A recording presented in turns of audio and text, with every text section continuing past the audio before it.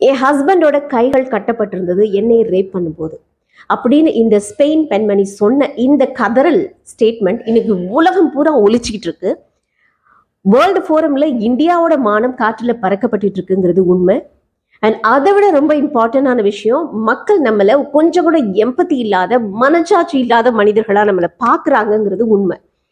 So நாம என்ன செய்யணும், எப்படி இதை ஸ்டாப் பண்ணணும் அப்படிங்கிறதா இந்த வீடியோல பார்க்க போறோம். My name is Shakti. I'm a counseling psychologist. வாங்க இதை எப்படி ஸ்டாப் பண்ணலான்னு அனலைஸ் பண்ணலாம். இதுக்கு பின்னாடி இருக்க சைக்கலாஜிக்கல் ரீசன்ஸ் என்ன? எல்லா குழந்தைகளும் நல்ல குழந்தைகள் தான் மண்ணில் பிறக்கும்போது. எப்படி அவங்க மாற்றப்படுறாங்க? எதனால இந்த ஒரு கிராவிங் வருது? இதுக்கு பின்னாடி இருக்க ஆக்சுவலான சைக்கலாஜிக்கல் விஷயங்கள் என்னங்கிறத டீட்டெயிலாக பார்க்கலாம். வாங்க.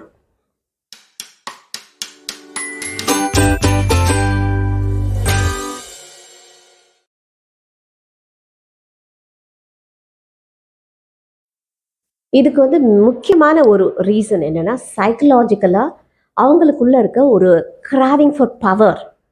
நான் பவர்ஃபுல்லாக தெரியப்படணும், மற்றவங்க என்னை பவர்ஃபுல்லாக பார்க்கணும் அப்படிங்கிற ஒரு விஷயம். இது ஒரு ஹியூமன் பிரெயினில் ரொம்ப இன்னேட் விஷயமா இருந்தால் கூட நம்ம கொஞ்சம் கொஞ்சமாக எவல்யூஷனில் வளரும்போது இது கொஞ்சம் மாறி மாறி மாறி வந்திருக்கு. இது சில பர்சனாலிட்டி ட்ரெயிட்லேயே இருக்கும். இப்போ என்டர்பிரைசிங் பர்சனாலிட்டி எடுத்துக்கிட்டிங்கன்னா அவங்களுக்குள்ள ஒரு பவர் இருக்கும். பவர், மணி, அதுக்கப்புறம் ஒரு அதிகாரம், இதெல்லாம் இருந்தால் தான் அவங்களால மூச்சு விட முடியும். ஸோ அந்த மாதிரி அவங்க என்ன பண்ணுவாங்க, அதை கரியரில் கொண்டுட்டு போவாங்க. சில பேருக்கு வளரும்போது இந்த கிராவிங் வரும். வளர்க்கப்படுற குழந்தைகள், அந்த குழந்தைகளோட பவர் கம்மியாக அவங்க ஃபீல் பண்ண ஆரம்பிக்கும் போது, பவர்லெஸ்ஸாக ஃபீல் பண்ண ஆரம்பிக்கும் போது, இந்த சொசைட்டி தன்னை மதிக்கலையோ, இந்த சொசைட்டி தன்னை எக்ஸ்ப்ளாய்ட் பண்ணுதோ, இந்த சொசைட்டிக்குள்ள டிஸ்கிரிமினேஷன் இருக்கோ அப்படின்னு நினைக்க ஆரம்பிக்கிற குழந்தைகள் சின்ன வயசுல என்ன பண்ணுவாங்க, நான் வளர்ந்தோன்னே பாரு நான் எப்படி ஆறேன் பாருன்னு யோசிப்பாங்க. சிம்பிளாக உங்களுக்கு சொல்லணும்னா, அந்த மாஸ்டர் படத்தில் விஜய் சேதுபதியை போட்டு அடிச்சுட்டே இருப்பாங்க இல்லையா, அந்த கையில் அடி அடின்னு அடி வாங்கிட்டு கடைசியாக அவர் ஒரு பெரிய ஒரு மான்ஸ்டராக மாறுறாரு இல்லையா, அதுதான் இங்கே நடக்கிற விஷயம். சின்ன குழந்தைங்கள அவங்க வளரும்போது நடக்கிற டிஸ்கிரிமினேஷன், நடக்கிற விஷயங்கள் அவங்க மனசில் பதியும் போது அந்த ட்ராமா, அந்த ஒரு ஒரு ஒரு டிஸ்சாட்டிஸ்ஃபேக்ஷன், தான் உறவினர்கள், தன் ஃபேமிலி, தான் மட்டும் டிஃப்ரெண்ட்டாக பார்க்கப்படுறோமோ இந்த உலகத்தில் அப்படின்னு அவங்க யோசிக்க ஆரம்பிக்கும் போது அவங்க பர்சீவ் பண்ணுற விஷயங்கள் வேறு மாதிரி மாறிடும். ஸோ அவங்களுக்குள்ள ஒரு டிஸ்டார்டட் ஒரு இமேஜ், ஒரு பெர்செப்ஷன் உருவாக ஆரம்பிச்சிடும் இந்த சொசைட்டியை பற்றி. ஸோ அவங்க என்ன நினைப்பாங்க, இந்த சொசைட்டியில் எதுவுமே சரியா இல்லை, அதனால நான் இப்படி இருப்பேன் அப்படின்னு ஜஸ்டிஃபிகேஷன் கொடுக்க ஆரம்பிச்சிருவாங்க. அவங்க செய்கிற காரியங்களுக்கு ரேஷனலைசேஷன் பண்ண ஆரம்பிச்சிருவாங்க. ஸோ ஹியூமன் பிரெயின் எல்லாமே ஈக்குவலி பொட்டன்ஷியல் பிரெயின் தான். ஹியூமன் பிரெயின் எல்லாமே ஈக்குவலி டேஞ்சரஸ் பிரெயின் தான். எது வரைக்கும் அப்படின்னா, இதை நம்ம எப்படி கொண்டு போகணும் அப்படின்னா, அந்த பிரெயினை இந்த மாதிரி டேஞ்சரஸான விஷயங்களை யோசிக்க விடாமல் பண்ணணும் அப்படின்னா, நாம் பண்ண வேண்டியது முக்கியமாக 2 விஷயங்கள். ஒன்று, அவங்களுக்குள்ள இருக்கிற இந்த மாதிரி கிராவிங் கிளறி விடக்கூடாது. அப்போ என்ன சக்தி பண்ணணும் பார்க்கலாம் ஒன் பை ஒன். அடுத்த முக்கியமான விஷயம் இதுக்கு பின்னாடி இருக்குதுன்னு பார்த்தா, அவங்களுக்குள்ள இருக்க ஒரு லோ செல்ஃப் எஸ்டீம், ஒரு இன்செக்யூரிட்டிஸ், அதுக்கப்புறம் நமக்குள்ள கட்டமைக்கப்பட்ட சில பிலீஃப் சிஸ்டம் என்னென்னா, லைக் செக்ஷுவல் இன்இக்வாலிட்டிஸ் ஒரு பக்கம், இன்னொரு பக்கம் இந்த ஜெண்டர் பற்றி நமக்குள்ள இங்கே திணிக்கப்பட்டிருக்க சில விஷயங்கள். அண்ட் ஜெண்டர் இன்இக்வாலிட்டி ஒன்று இருக்குது. இன்னொன்று இந்த ஜெண்டர்னா இப்படி தான் இருக்கணும், இந்த ஜெண்டர் டாமினேட் பண்ணலாம் அப்படின்ற ஒரு விஷயம், அப்படின்னு ஒரு பிலீஃப் சிஸ்டம்.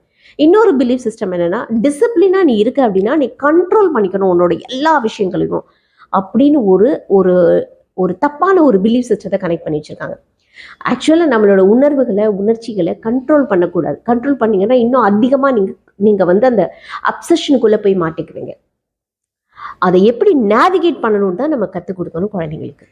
அவங்களோட எமோஷனை அவங்க எக்ஸ்பிரஸ் பண்ண தெரியணும். அடுத்தவங்களை ஹார்ம் பண்ணாமல், அடுத்தவங்களை கஷ்டப்படுத்தாமல் அவங்களுக்கு எக்ஸ்பிரஸ் பண்ண தெரியணும். அப்போ அவங்களுக்கு அந்த எம்பத்திங்கிற ஒரு ஸ்கில்லையும் மற்றவங்களோட பெர்ஸ்பெக்டிவை பார்க்குற ஸ்கில்லையும் கற்றுக் கொடுக்கணும். ஒன்று. ரெண்டாவது, அவங்களுக்குள்ள லோ செல்ஃப் எஸ்டீம் இருக்குது அப்படின்னா அந்த லோ செல்ஃப் எஸ்டீமை எப்படி அவங்க ஒர்க் பண்ணி கொஞ்சம் மேலே வரலாம் அப்படிங்கிறத சொல்லிக் கொடுக்கணும். அடுத்த விஷயம், அவங்களுக்குள்ள ஒரு இன்செக்யூரிட்டிஸ் வந்துச்சு அப்படின்னா அந்த இன்செக்யூரிட்டிஸ் எப்படி ஒர்க் பண்ணுறதுன்னு சொல்லி கொடுக்கணும். அவங்களுக்குள்ள இருக்க அந்த பெயின், அந்த வலிகளை அவங்க ஃப்ரீயாக எக்ஸ்பிரஸ் பண்ணுற அளவுக்கு நம்ம வளர்த்து வைக்கணும். அதை விட்டுட்டு நாம் என்ன பண்ணுறோம், மோஸ்ட் ஆஃப் த டைம் இந்த ஒரு டிஸ்கிரிமினேஷனுக்குள்ளே வளரும்போது அந்த பிரெயின் ஒரு அட்டாமிக் பவர் மாதிரி தான் எல்லாமே. ஒரு பிரெயின் வந்து நார்மலாக சாந்தமாக வளருது, இன்னொரு பிரெயின் ஏன் இவ்வளோ எக்ஸ்ட்ரீமாக யோசிக்குது அப்படின்னா அகெயின் நம்ம கொடுக்குற ட்ரிகர்ஸ் தான். ஸோ என்ன சக்தி பண்ணணும் அப்படின்னா அந்த குழந்தைங்களா வளர விடணும். அவங்க வளரும்போது அவங்கள போட்டு ட்விஸ்ட் பண்ணி திருகி அவங்கள பாடாப்படுத்தி அவங்களோட மார்க்ஸ் எடுத்து வச்சு கம்பேர் பண்ணி அதுக்கப்புறம் நீ இதை செய்யாதனால நீ இப்படி அப்படின்னு அவங்கள லேபிள் பண்ணி அப்புறம் நீ இதை செஞ்சேன்னா உனக்கு அக்ரிடேஷன் கிடைக்கும் அப்படின்னு ஒரு லாங்கிங் ஃபார் அதர்ஸ் வேலிடேஷனுக்கு மாதிரி ஒரு விஷயத்தை உருவாக்குறது. ஸோ அந்த குழந்தை மற்றவங்களோட வேலிடேஷனுக்காக நான் என்ன வேணாலும் பண்ணலாம் அப்படின்ற ஒரு மாதிரி உருவாக்கிடும்.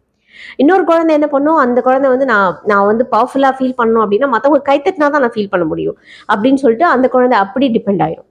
சில குழந்தைகள் என்ன பண்ணுவாங்க, நான் ஃபர்ஸ்ட் மார்க் வாங்கினா தான் என்ன அப்ரிஷியேஷன் பண்ணுவாங்க அப்படின்னு ஃபர்ஸ்ட் மார்க் வாங்குவாங்க. அந்த சப்ஜெக்ட் பிடிச்சிருக்கோ பிடிக்கலையோ they will work hard and they will try to put so much of effort and get first mark.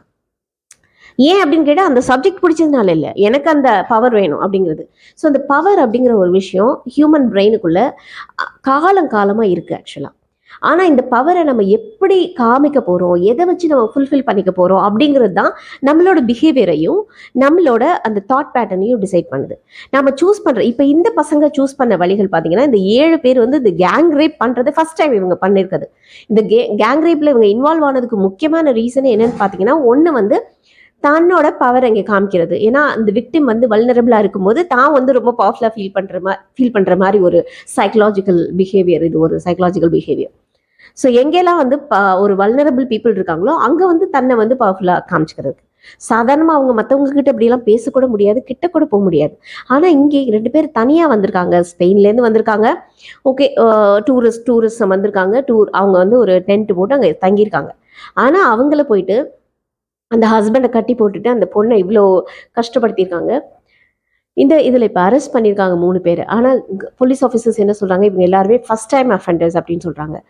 இவங்களுக்குள்ள இப்போ நமக்குள்ள வர பயம் என்னென்னா, குழந்தைகள் வளரும்போது எல்லாரும் சரியாக தானே வளர்றாங்க, அப்புறம் எப்படி இப்படி மாறுறாங்கன்னா இன்னொரு முக்கியமான விஷயமும் இருக்குது.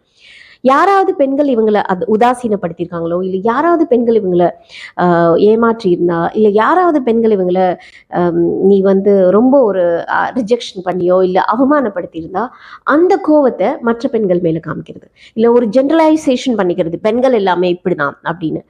இந்த மாதிரி இந்த காக்னிட்டிவ் டிஸ்டார்ஷனுக்குள்ளே இவங்க மாட்டிக்கிறதுக்கு முக்கியமான ரீசன் என்ன அப்படின்னு பார்த்தீங்கன்னா, இந்த மாதிரி நடக்கிற விஷயங்களை எடுத்துக்க தெரியல அவங்களுக்கு. அது ஏன் அப்படின்னா அந்த சின்ன வயசுல நம்ம சொல்லிக் கொடுக்கல. சின்ன வயசுல நம்ம சொல்லிக் கொடுக்க வேண்டிய விஷயம் என்னன்னா, ஒன்று இந்த செக்ஷுவல் எஜுகேஷன். செக்ஸுங்கிற விஷயம் மறைச்சு வைக்கல. செக்ஸுங்கிற ஒரு விஷயம் ரகசியமாக பேசப்பட வேண்டிய விஷயம் இல்லை. இன்ஃபேக்ட் இன்னும் சொல்ல போனால் நம்மளோட நிறைய பிஹேவியர் பேட்டர்னை, நிறைய டிசிஷன் மேக்கிங் ஸ்கில்லை வந்து டிசைட் பண்ணுறது எதுனா இதுதான். அது இட்ஸ் அ கைண்ட் ஆஃப் ஒரு ரீஜுவனேஷன். உங்களை சோலை வந்து ரீஜுவனேட் பண்ணுறதுக்கான ஒரு வழி அது. அதை வந்து அந்த அப்ராப்ரியேட் ஏஜில் உனக்கு அது கிடைக்கும், அது அப்படி பண்ணுவோம், அது அப்படி இருக்கும் அப்படிங்கிறத சொல்லி கொடுக்குறது தப்பே இல்லை. அண்ட் அது வரைக்கும் நீ இதெல்லாம் அக்கம்ப்ளிஷ் பண்ணு, இதெல்லாம் பண்ணு, இப்படி தான் இருக்குது. ஆக்சுவலாக ஒரு உயிர் உருவாகிறதுக்கான ஒரு ப்ராசஸ் இது.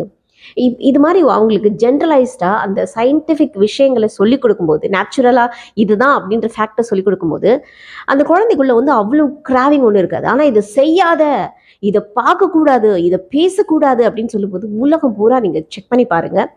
எந்த கண்ட்ரீஸ்லாம் இது வந்து தடை செய்யப்படுதோ, எந்த கண்ட்ரீஸ்லாம் நீ பேசக்கூடாதுன்னு சொல்கிறாங்களோ அங்கே தான் இதோட தாக்கம் அதிகமாக இருக்குது, இதோட பேச்சு அதிகமாக இருக்குது, இதோட தேடல் அதிகமாக இருக்குது, இதோட மக்கள் வந்து இதை நோக்கி தான் அவங்க மைண்டுக்குள்ளே ஓடிட்டே இருக்கு எப்போ பார்த்தாலும் தாட்ஸ். என்னோட நிறைய கிளைண்ட்ஸ் கிட்ட நான் பார்க்குற விஷயம், அவங்க எங்கே வந்து ப்ராப்ளம்ல மாட்டிக்கிறாங்கன்னா, ரிலேஷன்ஷிப் எல்லாத்துலேயுமே அவங்க எங்கே problem மாட்டிக்கிறாங்கன்னா, they don't know how to navigate this particular ஒரு இந்த ஸ்ட்ரீமில் வந்து அவங்களுக்கு எப்படி பண்ணணுன்னே தெரியல. இதை பற்றி பேசலாமா பேசக்கூடாதான்னு தெரியல, பேசினா தப்பு, பேசலைன்னா நம்ம தத்தின்னு சொல்லிடுவாங்க, என்ன செய்யறதுன்னு தெரியாமல் முழிச்சிட்டு இருக்காங்க. இதுவும் மற்ற சப்ஜெக்ட் மாதிரி ஒரு சப்ஜெக்ட் தான். இன்னும் சொல்ல போனால் ஆயக்கலைகள் 64 சிறந்து விளங்கிய அந்த தமிழர்கள் அந்த காலத்தில் கோவில்கள்ல அந்த சிலைகளை வடிச்சு வச்சிருந்தாங்க இல்லையா. எனக்கு என்னமோ கோவில் இப்படி வாழ்ந்தோன்னு தெரிஞ்சிருக்கு, எல்லா விஷயங்களையும் நாம தானே ஃபர்ஸ்ட் கத்துக்கிட்டு இருந்திருக்கோம். அப்புறம் எப்படி நம்ம இப்படி மாறி போனோம்? எப்படி நம்ம நாட்டில் மட்டும் இது அதிகமா நடக்குது? எல்லா நாடுகள்லையும் நடக்குது. யூகேல அதிகமா இருக்கு, யூஎஸ்ல அதிகமா இருக்கு, இல்லைன்னு நான் சொல்லலை. ஆனா அங்கெல்லாம் வந்து நடந்துச்சுன்னா அதை ரிப்போர்ட் பண்ணிடுவாங்க. பட் இந்தியாவில் அப்படி கிடையாது. இந்தியாவில் ரிப்போர்ட் பண்ணவே யோசிப்பாங்க. நிறைய ஸ்டிக்மா இருக்குது, இங்கே சோஷியல் ஸ்டிக்மா இருக்குது, நிறைய இம்பேலன்ஸ் இருக்குது சொசைட்டியில், நிறைய விஷயங்கள் தடுக்கிற விஷயங்கள் நிறைய இருக்குது. ஸோ அதனால் ரிப்போர்ட்டிங் வந்து வச்சு மட்டும் நம்ம வந்து இங்கே சொல்ல முடியாது. ரெண்டாவது, இங்கே ஒரு கேஸ் கூட நடக்கக்கூடாதுன்னு நான் நினைக்கிறேன். ஏன்னா உலகத்துக்கே ரோல் மாடலாக இருந்த நாம எப்படி இப்படி மாற முடியும்? ஒரு அசிங்கத்தோட இலக்கணமாக எப்படி மாற முடியும்? ஸோ நாம் வந்து பெஞ்ச்மார்க்காக இருந்த நம்ம எப்படி ஒரு அசிங்கத்தோட ஒரு எக்ஸ்பிளனேஷனாக ஒரு டெஃபினேஷனாக நம்ம மாற முடியும்? ஸோ கான்ட்ரடிக்டாக இருக்கு இல்லையா? ஸோ அதுதான் நான் இங்கே சொல்ல வர விஷயம். ஸோ நாம் குழந்தைங்களுக்கு சொல்லிக் கொடுக்க வேண்டிய விஷயம், அவங்களுக்கு அவங்களா வளர விடுங்க. நீங்கள் எதையும் அவங்களுக்குள்ள திணிக்காதீங்க. நம்பர் 1. ரெண்டாவது, நாமளை விட நம்ம குழந்தைங்க கண்டிப்பாக புத்திசாலிகளாக தான் இருப்பாங்க. 1 2. மூணாவது விஷயம், நம்ம குழந்தைகள் அவங்க வாங்குற மார்க்ஸை வச்சோ இல்லை அவங்க பண்ணுற சின்ன சின்ன மிஸ்டேக்ஸை வச்சோ அவங்கள லேபிள் பண்ணிடாதீங்க, கம்பேர் பண்ணிடாதீங்க. ஸோ குழந்தைங்களோட செல்ஃப் எஸ்டீம் உடையிறதுக்கு இது ஒரு முக்கியமான ரீசன். செல்ஃப் எஸ்டீம் எப்போ உடையுதோ அப்போ வந்து ஒரு வேலிடேஷனை சீக் பண்ண ஆரம்பிப்பாங்க. ஸோ அது உடையாமல் பார்த்துக்கோங்க. அப்படி உடஞ்சிருச்சுன்னா அதை உடனே சரி பண்ணுறதுக்கான முயற்சிகளை எடுத்துருங்க. அடுத்த முக்கியமான விஷயம், அடுத்தவங்க மேலே எப்படி எம்பத்தியோடு இருக்கணும் அப்படிங்கிறத கற்றுக் கொடுங்க. இந்த பசங்களுக்கு எம்பத்தின்னு ஒன்று இல்லவே இல்லை. இருந்திருந்தா அவங்க இப்படி செஞ்சிருக்க மாட்டாங்க. அடுத்து மனச்சாட்சி. ரொம்ப ஜெயிக்கிறத விட ரொம்ப முக்கியமான விஷயம் இந்த எம்பத்தியோடையும் மனச்சாட்சியோடையும் இந்த உலகத்துல வாழ்றது தான் அப்படிங்கிறத சொல்லிக் கொடுங்க. அண்ட் நிறைய டைம் நம்ம என்ன பண்றோம், நான் வந்து ஜெயிச்சிட்டேன்னா நான் வந்து பெரிய ஆளு. ஜெயிச்சு என்ன பிரயோஜனம்? மனச்சாட்சி இல்லாம எம்பத்தி இல்லாம ஜெயிச்சு நம்ம என்ன பிரயோஜனம்? அடுத்தவங்க யாருக்குமே நம்ம உதவி செய்ய மனசு இல்லாத ஒரு மனுஷனா இந்த உலகத்துல ஜெயிச்சு நம்ம என்ன பிரயோஜனம்?